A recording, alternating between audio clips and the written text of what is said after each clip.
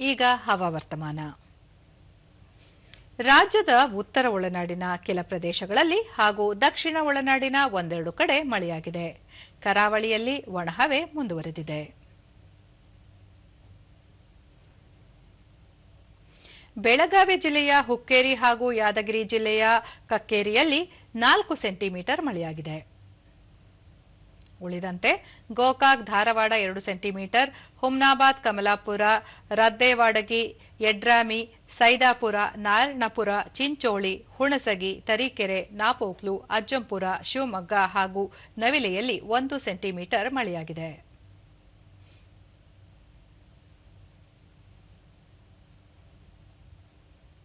ಕಲಬುರಗಿಯಲ್ಲಿ ದಾಖಲೆಯ ಗರಿಷ್ಠ 41.7 ಡಿಗ್ರಿ ಸೆಲ್ಸಿಯಸ್ ತಾಪಮಾನ ದಾಖಲು.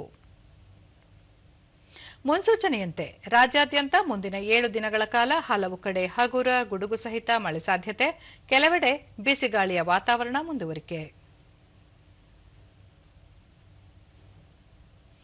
ಬೆಂಗಳೂರು ಸುತ್ತಮುತ್ತ ಶುಭ್ರ ಆಕಾಶ, ಗರಿಷ್ಠ 36, ಕನಿಷ್ಠ 24 ಡಿಗ್ರಿ ಸೆಲ್ಸಿಯಸ್ ತಾಪಮಾನ ದಾಖಲು ನಿರೀಕ್ಷೆ.